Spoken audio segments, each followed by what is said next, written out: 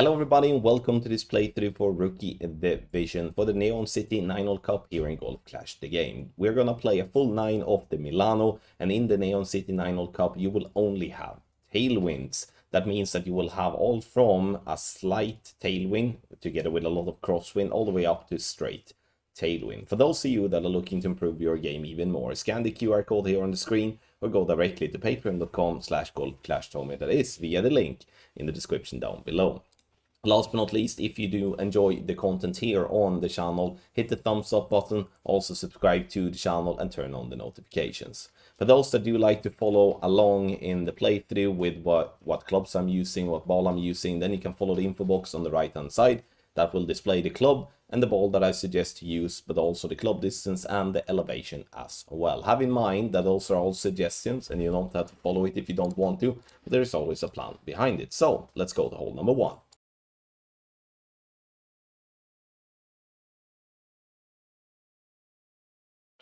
Hole number 1, we are going to go down the left. Now they have put some stupid signs in the way, and also a big reason to why I wanted to focus on this particular video, and you will see that on the second shot.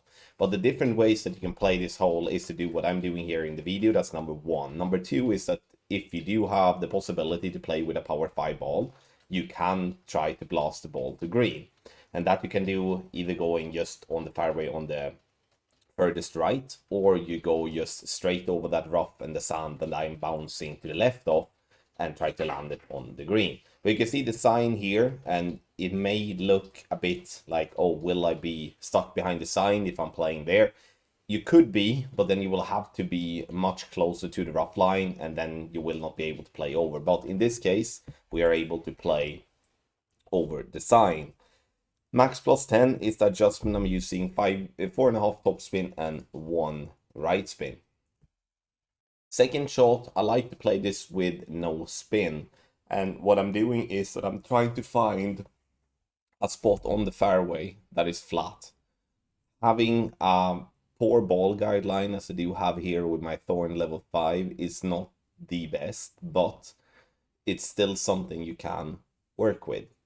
So if you do have a Hornet or you have a Falcon or any other short iron that do have like 4.0 or better in ball guideline, and that's the club for you to use, because once again the ball guideline will be very helpful for you to try to get the eagle.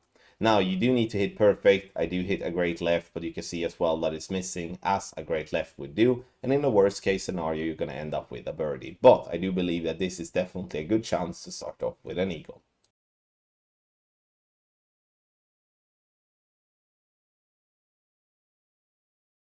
On hole number 2, this is the toughest of the par 3s that we do have of the Milano, and I do recommend to go for the rough bump. The reason I recommend to go for the rough bump is that it's first and foremost gives you the safest way to be on green to putt for a birdie, and also gives you the best possible chance for an hole-in-one. The reason it gives you the best possible chance for an hole-in-one is that there is a little funnel spot that is fairly easy to catch, to be honest. And those of you that do have the sniper level 9 or 10 has definitely an advantage over those that do not. This because you can use the backspin with the sniper, you don't have to change to the guardian like I'm doing in the video, and you will be able then to have the ball guideline to follow, trying to catch the spot we want to catch. Adjust is going to be medium distance with a 40% elevation, so it's placed massively downhill. It is very important to have that in mind as well when you're playing this hole, because it's easy to think that something went wrong or the game is rigged because the ball is going to fly and be affected by the wind much greater than it otherwise is on other holes.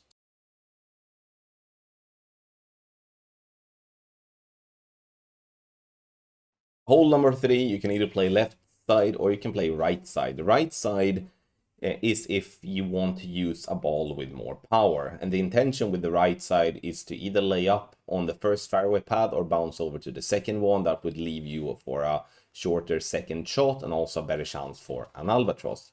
But when it comes to playing the left hand side, we can do that with a lower power ball, and it's a very easy drive. Ball guideline to point center down the fairway, max +10 is the adjustment. The only thing to be careful at is that the fairway slopes slightly right there in the end, and we do not want to roll into the rough. When it comes to the second shot, we are going to use our sniper. I like to try to find a little sticky spot that is on the fairway that is slightly right of pin, pretty far back. You're gonna see when I'm trying to look for it. You see I'm moving around my target looking for the ball guideline to be a little bit stuck, and you can see there, that's a good spot. As the wind is right to left, I like to then offset on the right side of the pin. And the reason for that is to help the ball actually be able to attack the pin, so not when we are bouncing on the fairway is going to be pushed too much to the left. 10% elevation, true club distance, slightly under adjusted, and we're going to miss on the left hand side. You can see that tree there. Be careful if you have a drive that is then showing that the second shot's ball guideline arc is being clipped by the tree. Move a little bit right or a little bit left to avoid that spot, because obviously, even though this is not a simple albatross to get, we do not want to endanger not getting the eagle.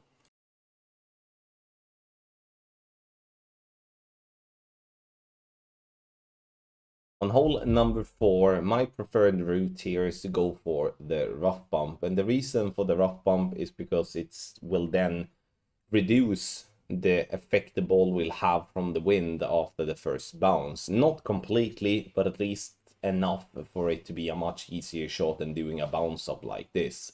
Because when we're doing a bounce up like this, you can see that the ball will have some flight time before it lands for the second bounce. And that's something we're going to have to compensate for. It's either by using more adjustment or it's using more spins.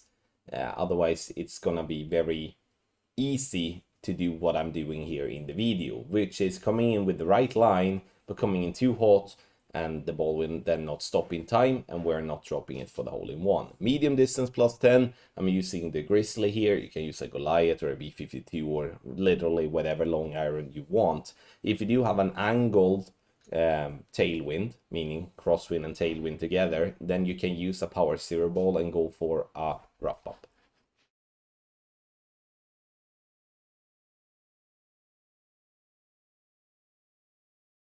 For hole number 5, instead of using the smaller fairway pad inside the rough and a lot of topspin, I like to use the fairway that is above the bunker and then using a little bit of backspin to have a more controlled way to roll through the rough, because backing up and using topspin is always going to risk having a dead bounce in the rough, and that's pretty boring if that's going to happen. It's still not going to be any danger of losing out on the birdie, but it's going to be danger of losing out on the eagle, because this is a par 4 where loads of your opponents will be making an eagle by being either lucky rolling out and be by the green, or that they actually know what they are doing and bouncing the ball like this and get themselves close to the green.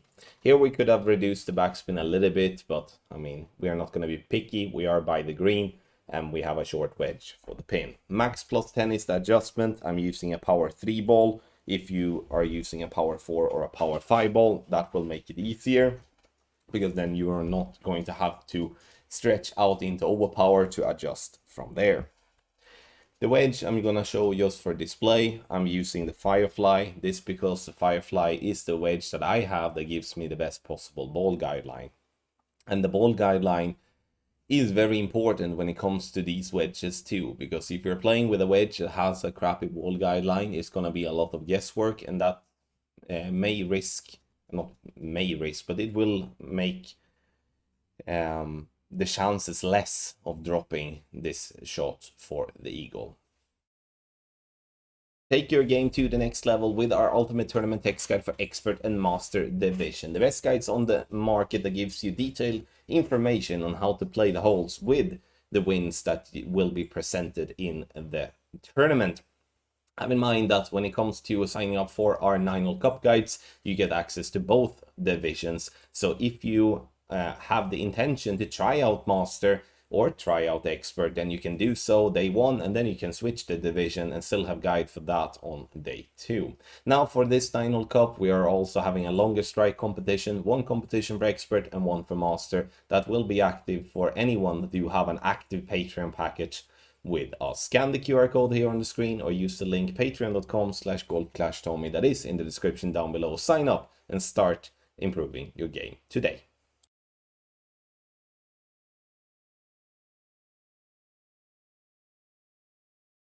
On hole number 6, here we can play in 3 different ways, where 2 of the ways are the ways to play if you do want to fight for an albatross. So we can start with the way that will only give you an eagle, that is to go down the right side of the fairway, and then you're gonna bounce yourself up towards the green.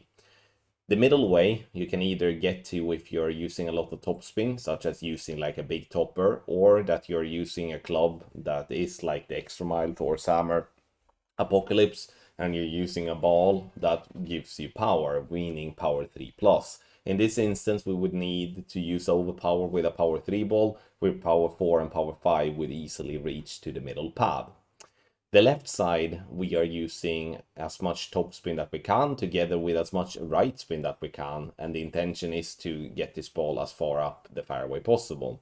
And I'm choosing to show you the left side here, not for the drive itself, but more for the second shot to see, to let you see the struggle you can have if you're choosing that side, because it's kind of hidden and you don't really see that until it's time to take the second shot, and that is the newly placed signs.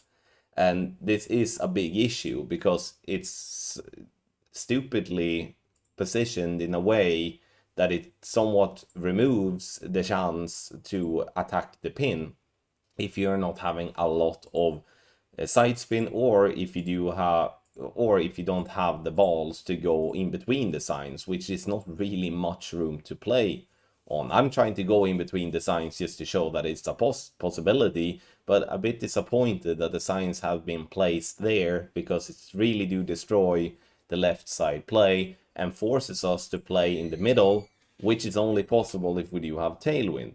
So it's kind of like they kind of built a hole, or designed a hole now, that is very difficult to drop if you're not having the correct wind of tee. No elevation on the second shot, we play max +10 on the drive. I prefer to play with a power 3 ball always, to make sure that even if we do have lower level clubs, I will reach on the approach.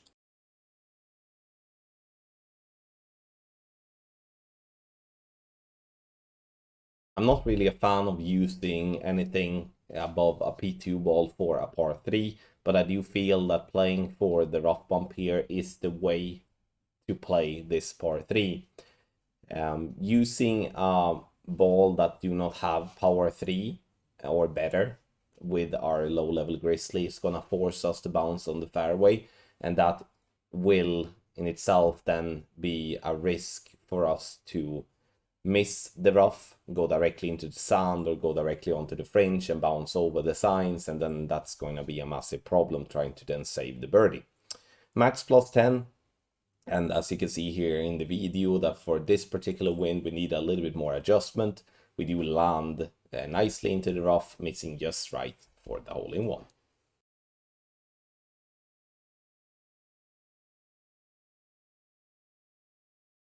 On hole number 8, we're gonna play on the left hand side. We're gonna bounce over the water, rough and sand, try to land into the rough to roll out on the fairway. For those of you that do have more topspin at 4.5, then you can try to bounce directly over the rough. That would leave you a shorter short iron, but even though we are clipping the rough here, the short iron will still be around mid club, which is still a very makeable drop from distance.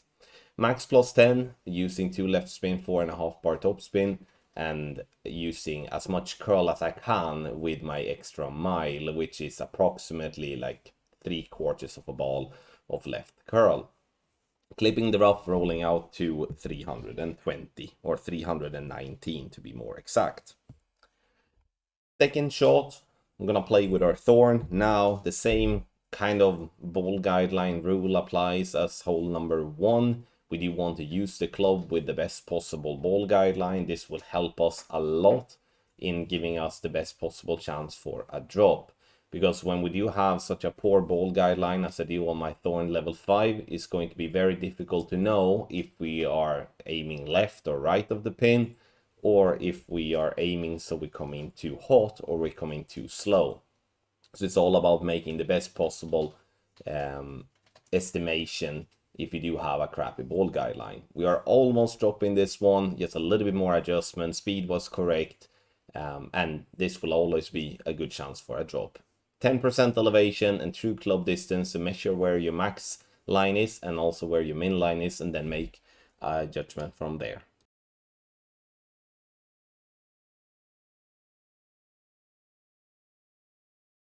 On hole number 9, here we do want to have as much wind possible and the straightest tailwind possible, because we do want to blast the ball over the rough and the sand. If we can't do that, then I do recommend to use a driver that gives as much topspin possible and bounce on the first fairway and then over the rough and the sand.